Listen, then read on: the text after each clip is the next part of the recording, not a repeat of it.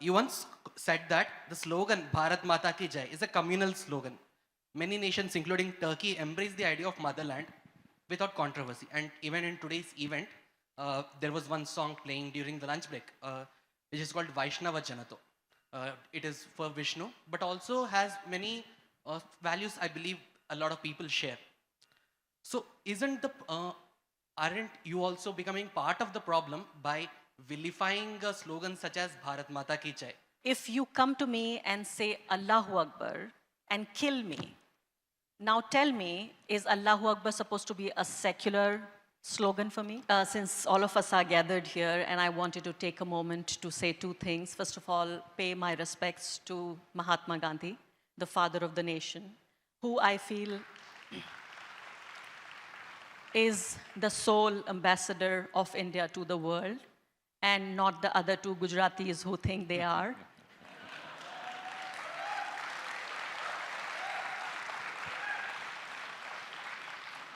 From Europe to America, to Asia, to Africa, trust me, wherever I've gone, everybody, almost everybody who knows a little bit about India, they say, oh, you've come from the country of Mahatma Gandhi.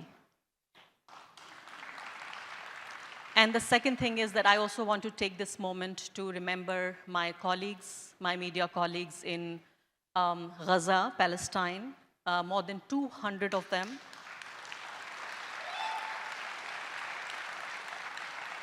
Especially the ones who are no more with us. In the last 22 months, more than 200 of them have been killed mercilessly doing their job. I want to take this moment to acknowledge their work, their courage, and everything they're putting on the line to tell you, to tell us the stories of the most persecuted group on the planet Earth.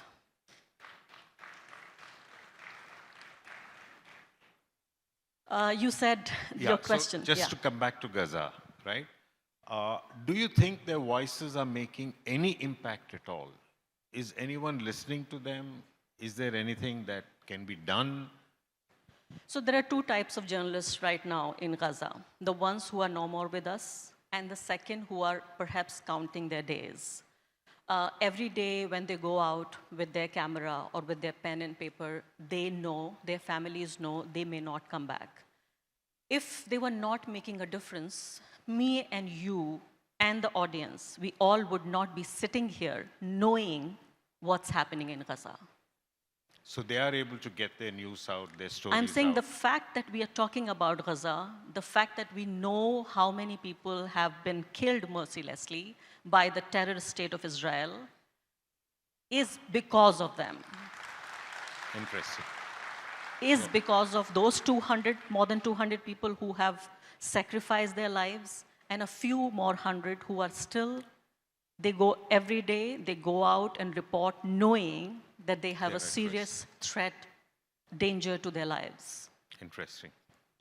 Very, very grateful to people like that for giving us an insight of what's happening and what could happen in other parts of the world if we ignore the lessons we learn from these.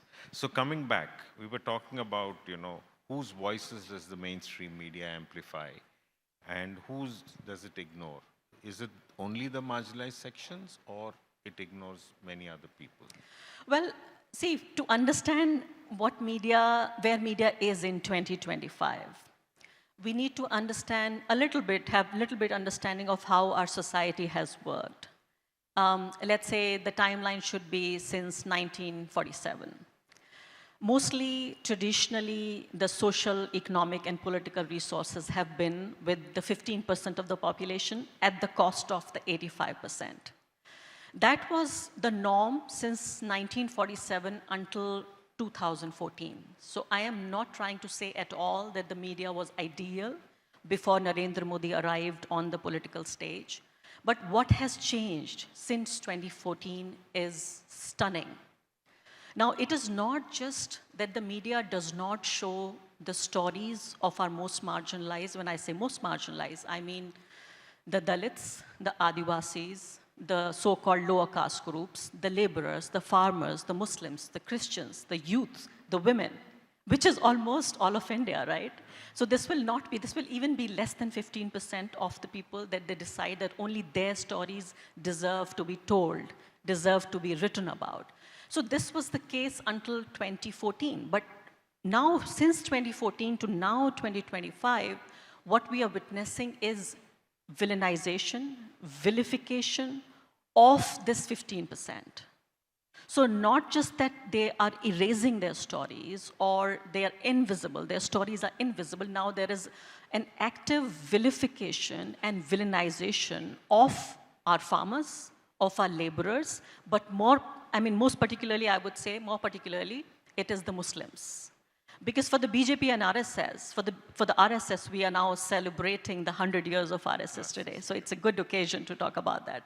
For the RSS, for the last 100 years, the Muslims have been the #1 enemies. Now for the media, in the last 11 years, what we are witnessing is the agenda of the RSS on television. That, as long as you have a clear-cut enemy in the form of Indian Muslims, the 200 million people, they will come after Christians also. They have come after farmers also. They keep coming after Dalits also. They keep talking about and, kind of villainize the Adivasis also. But the 365-day season is only reserved for Indian Muslims. Okay. So as long as you have a clear-cut enemy, a villain, Mr. Modi will not be asked any questions. He has completed 11 years in power.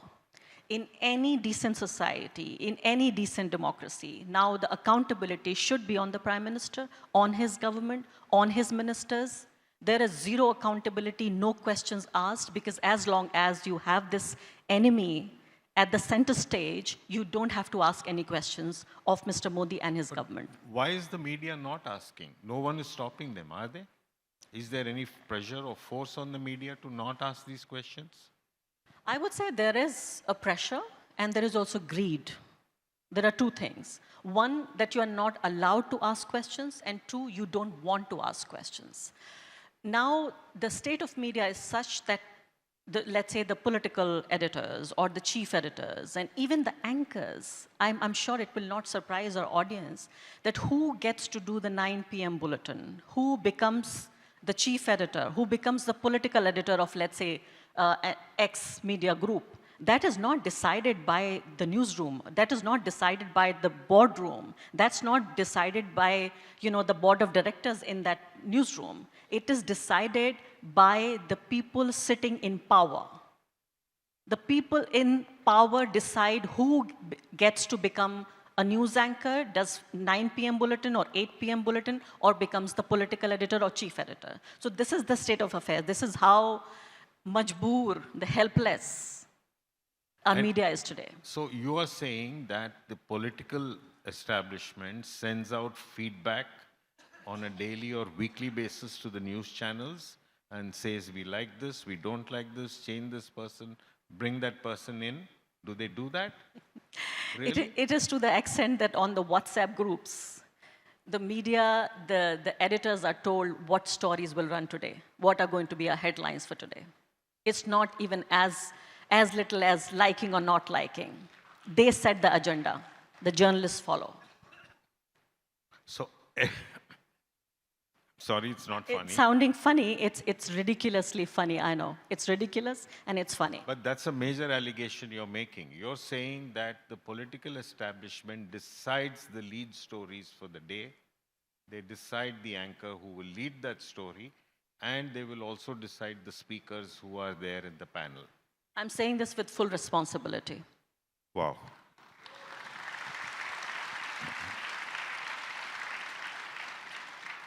And this landscape has changed. This is the change that you have seen since 2014. Prior to 2014, this was not the case. I'm not trying to say, again, I'm saying, see, prior to 2014, journalist होते थे जो चापलूस होते थे, वो Congress party की चापलूसी करते थे, गांधी, नेहरू, इंदिरा गांधी, इन सब की जय जयकार करते थे, and they would hesitate in asking difficult questions of the government and to the government. But what they were not doing was trying to actively incite hatred and violence against certain communities. They were not damaging the society. Okay. So they were still the cheerleaders for the government, for the particular party in power, whether it was the BJP or the Congress, or it was a coalition. We've also had coalition governments. They were sycophants of the political parties, but they were not actively inciting hatred and violence, and which I call genocidal journalism. They were not doing that before 2014. Okay. So that's the big change. And so this you're saying is actually collusion with the ruling party, right? The media is colluding with them, and that's affecting the society today. So what does the media gain by doing this? Are they paid to do this, or is it out of fear, reprisal, that they support the government in this divisive policies? See, to understand why the media does this, we need to understand a little bit about the media ownership, the issues of media ownership. The richest man in India and one of the richest men in the world, he owns the majority of the stakes in media right now. He owns the 75% of the media. And he is best friends with the prime minister. So what happens is when he owns the media, he sets the agenda. So again, it is not just one type of collusion with just maybe innocent news anchors trying to do something which they shouldn't. They are just small actors. There are bigger actors in the play. So they are just actors. There are directors and producers of these actors who are sitting in boardrooms deciding policies for us. And that's why you need to really understand the media ownership. So when 75% of the media is owned by one man who's friends with the political party in power, this is the media you get, not the media you deserve. Yes, I agree with you on that. That's right.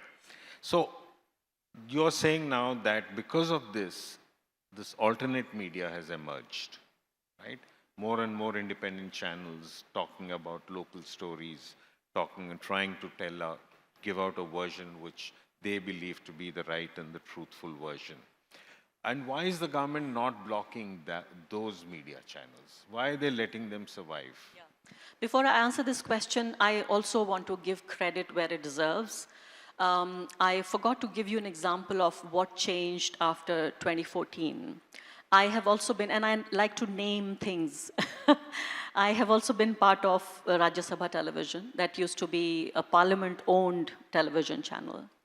And imagine a Sarkari channel, a government channel, in my days when I was associated with it, had more freedom. I could say whatever I wanted to say. I could do any video story I wanted to do. I criticized the Manmohan Singh government, every single policy of his, whether it was the social policies or whether it was his politics or it was about the Gandhis. There was not a single memo which was given to me. I remained, for the 7 years that I was with them, I remained the primetime anchor with them, despite criticizing them, despite even hosting and platforming the spokesperson from the BJP and the RSS. I used to have the RSS spokespersons on my panel while being on Rajya Sabha television. And it was the Congress party government. It was the UPA government. और आगे बढ़ने से पहले एक अदना सी गुजारिश कि आप मेंबर बनिए मेरे चैनल का आरफा खानम शेरवानी। अगर आप मेंबर बनते हैं, आपके समर्थन से आप मेरा हाथ मजबूत करेंगे, इतना मजबूत कि मैं सत्ता का कॉलर पकड़ के सवाल पूछ सकूंगी और जो हमारे समुदाय में हाशिए के जो तबके हैं उनकी आवाज़ उठा सकूंगी। आप यकीन जानिए, आपका एक छोटा सा सहयोग मेरे लिए इतना बड़ा होगा जिसके लिए आप अंदाज़ा भी नहीं लगा सकते।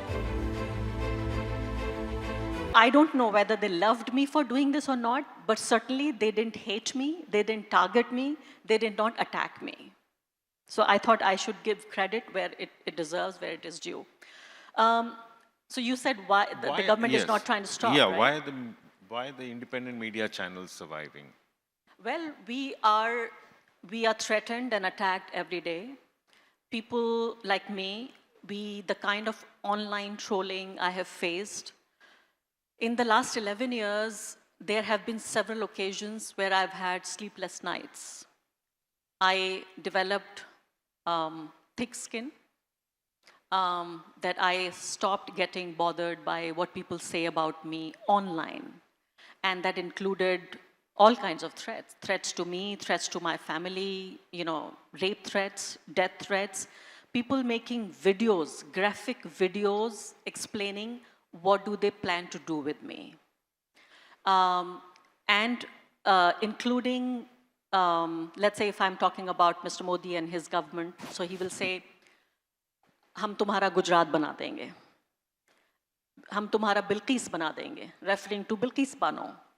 And now they say the vocabulary has changed. Now they don't talk about Gujarat so much. They say, हम तुम्हारा Philistine बना देंगे.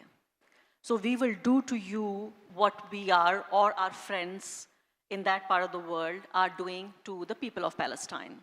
So these are the dreams that they dream.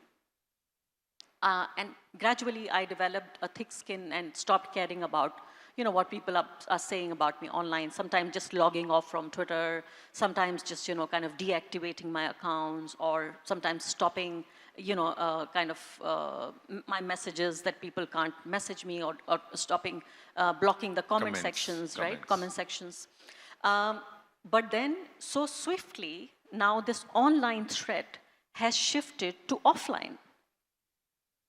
There is a real threat and a real danger to reporters like me. And I'm someone who, of course, you see me in the studio, but I definitely, certainly like to go to report on the events, at least the events that I think are important. Those could be elections or big political or social events. There have been several occasions where I was reporting in Uttar Pradesh, in Rajasthan, and also in Kashmir, where my life and was literally in danger. There have been several occasions where I had to suspend my reportage and come back to my hotel. There have been occasions when I had to change the car. I had to change, the hotel that I was staying in, the car that I was being driven in. There have been occasions when I was reporting in Gujarat in the last assembly elections where I thought the food I was having was not safe for me.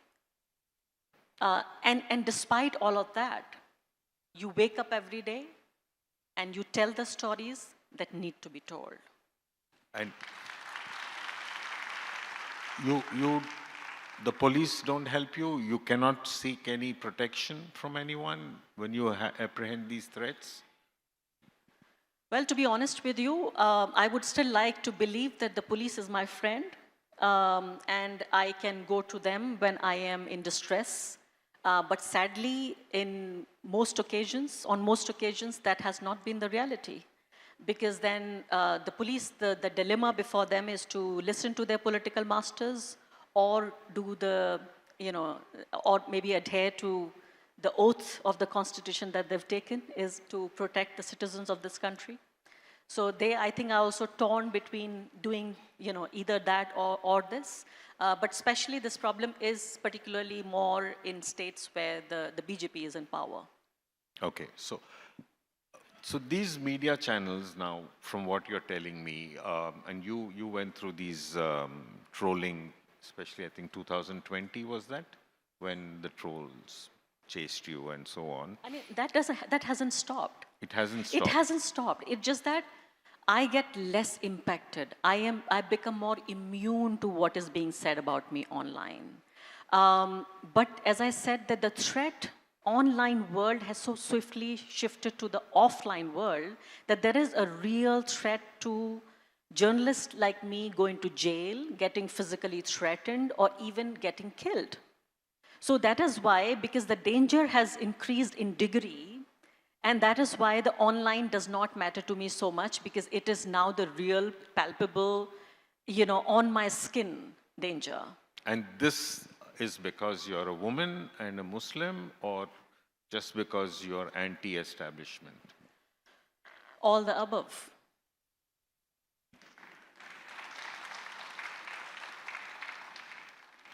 So when you say physical, it's come out into the physical space now and not the online space. So you apprehend that any government or organization or a police force there would come in and arrest you for something that you've spoken, Is that your fear? I mean, that's quite a or- possibility. People like me have gone to jail. Yeah. People who do the same work that I do. The organization that I work for, there are numerous cases on my organization. There are numerous cases on people like me, people who have my kind of profile.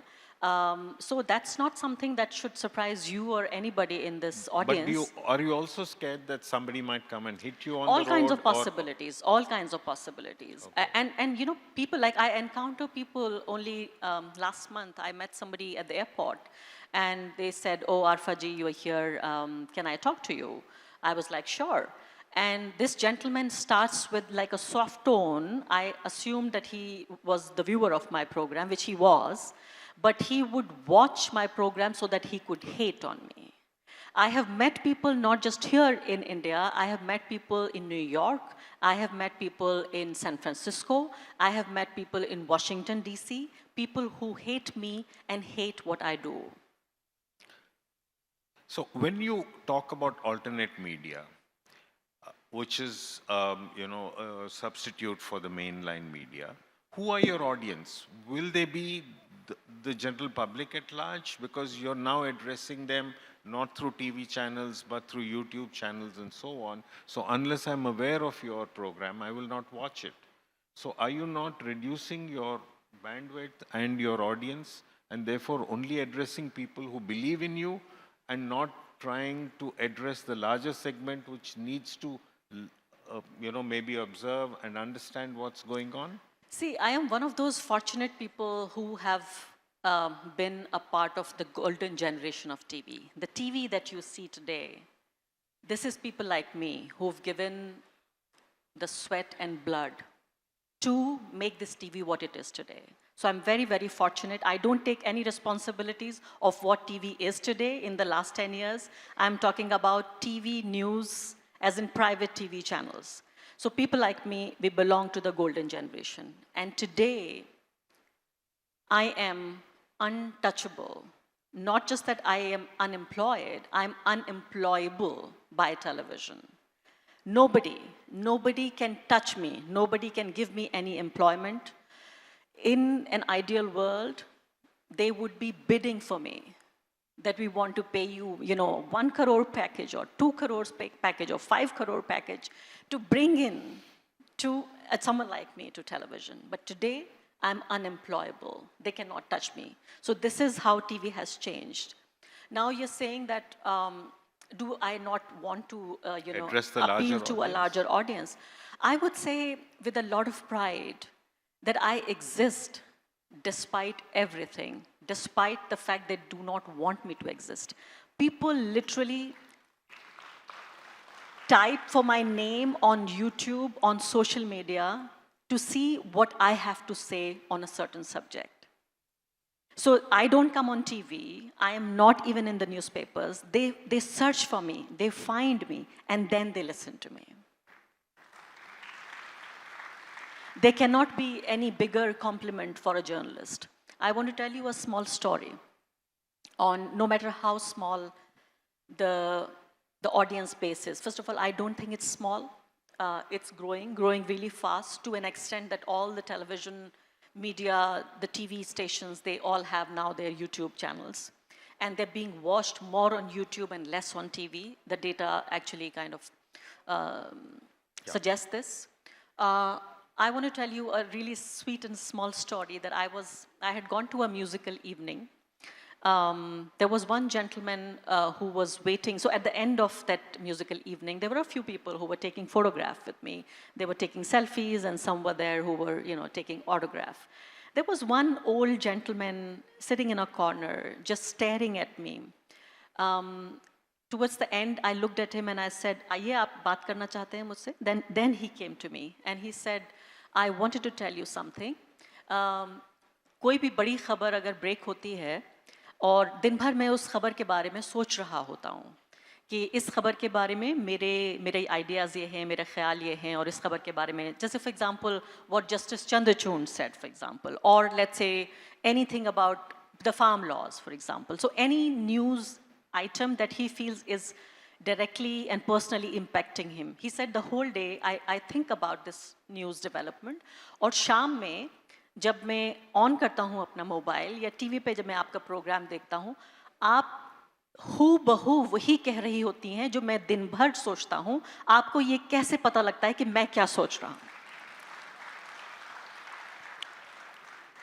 This is the biggest compliment I have ever received in 25 years of my journalism career. And I can claim that no matter how small that section is, no matter how little influence I have, at least there is one person jiski nerves pe mera haath hai. I know what he thinks like. Back there, you were telling me exactly this. You said your new channel that you used to start will actually tell people what they want to hear and not what you want to say, right? So this little episode you narrated now, it seems to say that, but how will you do it practically on a day in and day out basis? How are you going to get the pulse out? Yeah, it's a difficult question. So I've launched a channel on August 15. I continue to remain with The Wire in the same capacity as I was. But on the side, I also have this platform. I was at Stanford for about a year. 12 other journalists. There were 13 journalists, 6 international and 7 US-based journalists. So for the whole year, I did this exercise.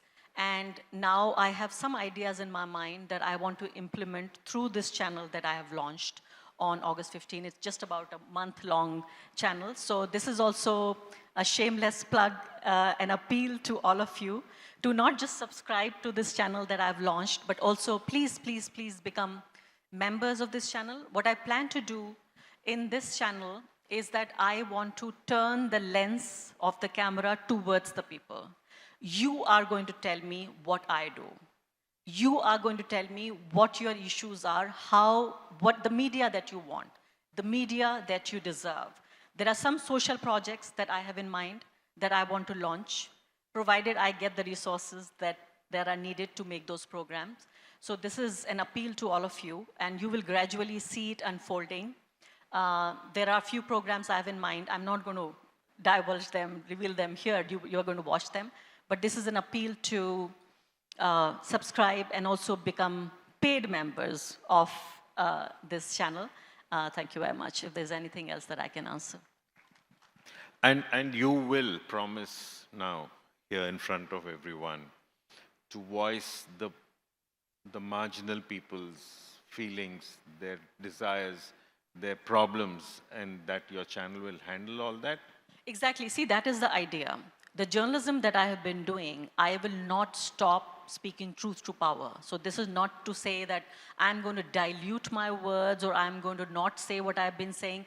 But as a journalist also, and I'm sure as people, we are tired of just discussing what Narendra Modi is doing, what RSS is doing, what his government is planning to do. I am tired, I am sick. And I know that this is not just all of India doesn't vote for him. So this channel is going to be the voice of the 60% of people who still have hope in our future. So नाम भी मैंने इसका यही रखा है कि ईमान और उम्मीद के नाम. This is going to be the journalism of hope.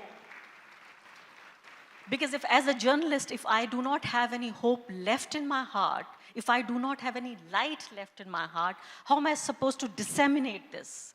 I am informed, that's why I inform you. I disseminate information. If I do not have hope and light in my heart and in my mind, how am I supposed to do that? So I'm going to take my camera and mic to the people and gather whatever ideas and hope and inspirations you have and bring it back to more people. So it'll be a reportage channel. It will be a reportage. I mean, reportage is extremely expensive. So I will do reportage as and when resources are available. But I'm promising here that this is also going to be a channel which is going to make explainers.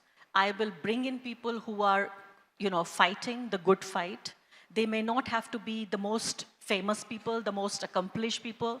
They may be somebody who is in your village. So one of the ideas is, for example, to find local icons. I mean, I just revealed this idea. I was not supposed to, but one of the ideas is to find local icons. So for example, not just in Hyderabad, but give me a name of a smaller village, a smaller district here. Smaller district? In Say Nizamabad? Nizamabad. So let's say if somebody is doing good work there, you can write to me, you can tell me that this is the person who's a living icon. So icons don't have to be just the Gandhi or Nehru or Azad or Ambedkar. There are people who are fighting the good fight, who are the crusaders of 21st century. So these are some of the ideas I have to bring in some hope, some light, some inspiration in these dark times. We have time for questions.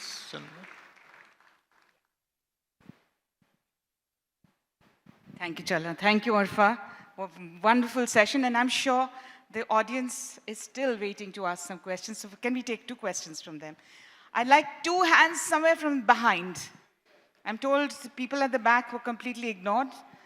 Yeah, I see one gentleman there wearing specs. Yes, you. No, sorry. This time it's at the back. Hello, ma'am. Audible?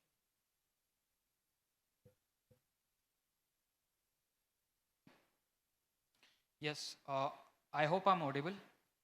Yes. Yeah, so my question was very simple. I was trying to understand this thing.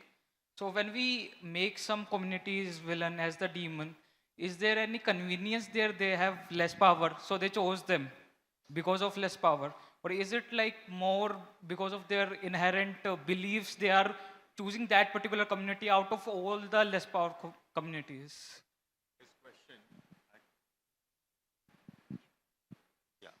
I think he's saying, why do you pick a particular community to demonize? Is it because they are less powerful, or because you already dislike and hate them and you want to amplify that, or it's most useful to you? I think all the reasons that you listed. And also there is a very complex historical background why this particular community is hated, because it's easy to hate. It's easy to hate, it's easy to villainize. I mean, a lot of things are responsible. I would say the reason number 1 is the partition of India. So there are many reasons, out of which I would say I would highlight the partition, because then I think the woman, she was saying the unfinished partition. I was not thinking I'll agree with her, but on some points I think there are residual issues which are still kind of palpably present in our society. And that is the reason that it's easy to hate, not because we want to hate, not because we are taught to hate. And this has been a sincere and a deep effort of one organization which has been working for the past 100 years, every day, to teach you to hate a particular community. Hindu कहूं तो हूं नहीं, मुसलमान भी नहीं, गए भी दोनों बीच में, खेलो दोनों माही. So with that, I would like to say that I'm an atheist. I see both ancient Indian and Mughal contributions, Islamic contributions as part of our heritage.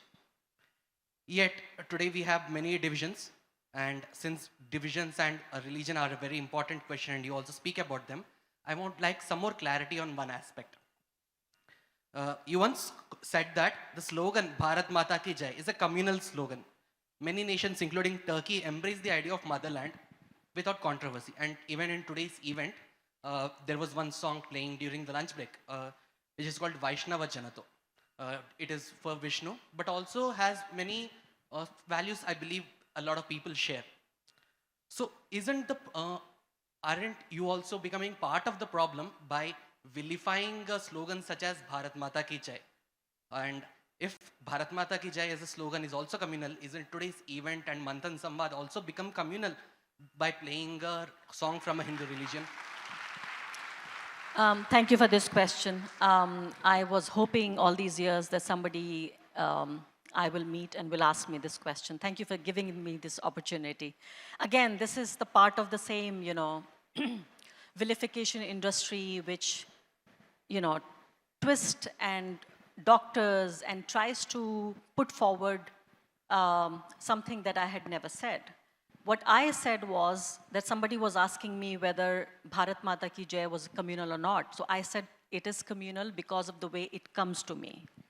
If you come to me and say Allahu Akbar and kill me, now tell me, is Allahu Akbar supposed to be a secular slogan for me?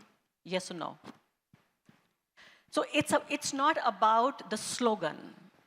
It's about the way it is coming to me. If you say Jai Shri Ram and kill me, if you say Jai Shri Ram and burn my house, if you say Bharat Mata Ki Jai and try and attack me, then the way slogan is being used is communal, is violent.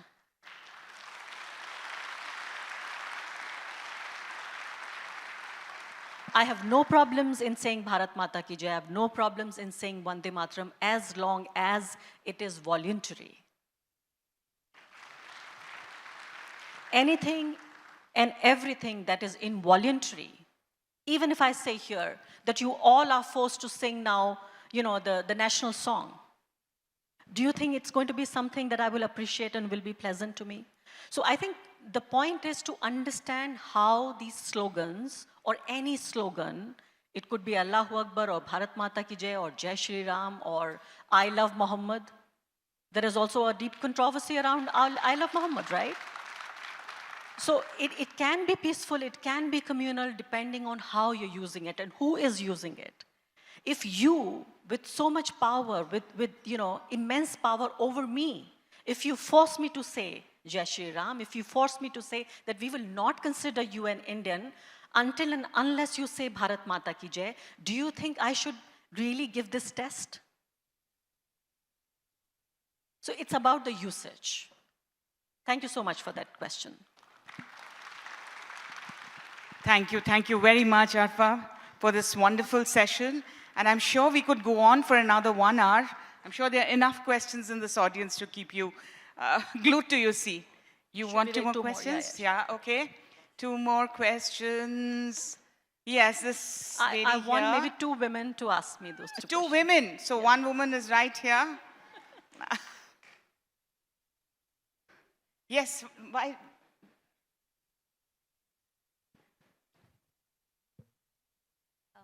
Hi, Arfa. My name is Ekta.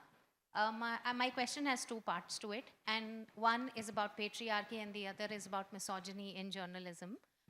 So the first thing is, whenever rape or crime against women is reported, the headlines always focus on the victim instead of focusing on the perpetrator. What needs to be done to change that? That's the first part of my question.